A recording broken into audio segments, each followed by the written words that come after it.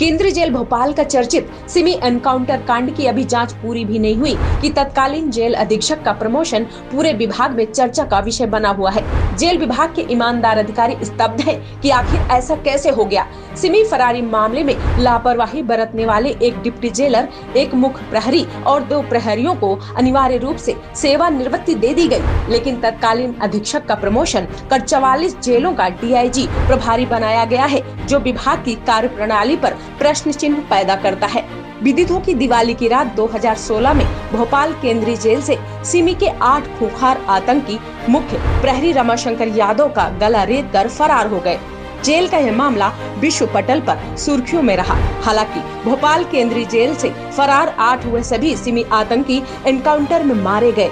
उक्त मामले की विभागीय जांच एडीजे मीणा के द्वारा की गई, जो लंबी चली वह आज तक जारी है। इस मामले में दोषी कर्मचारियों और अधिकारियों को तत्काल अनिवार्य रूप से सेवानिवृत्ति दे दी गई, जिसमें डिप्टी जेलर सहित सभी प्रहरी शामिल है। लेकिन सबसे बड़ा सवाल ये है कि उस समय तत्कालीन अधीक्षक अखिलेश तोमर को 4 साल के लिए सस्पेंड किया गया। लंबी विभागीय जांच के बाद 2021 में अखिलेश तोमर की नियुक्ति जबलपुर जेल में हुई।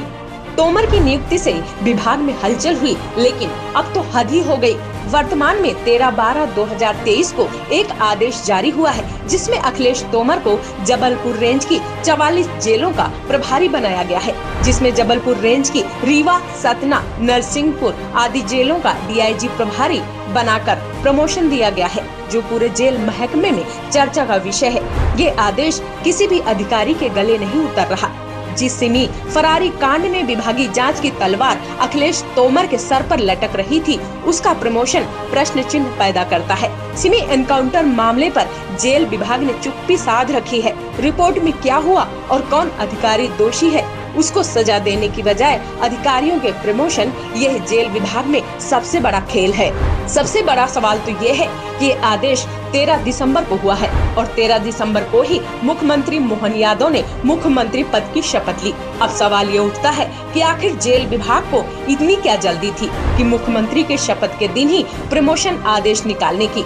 इस आदेश में विभाग के उप सचिव के साइन है। नियम अनुसार फाइल प्रमुख सचिव के अनुमोदन के बाद ही उप सचिव के पास आती है, उसके बाद ही आदेश निकलते हैं। सवाल यह भी है कि 1 महीने की आचार संहिता के दौरान आदेश जेल विभाग के खेल को उजागर करता है। सवाल यह भी है कि चुनाव के पहले फाइल अगर चली थी तो आदेश पहले क्यों नहीं हुए, उसी दिन क्यों हुए जिस दिन नए मुख्यमंत्री ने शपथ ली। इस आदेश की भी जांच हो जानी चाहिए कि आखिर किसके आदेश से प्रमोशन आदेश जारी हुए।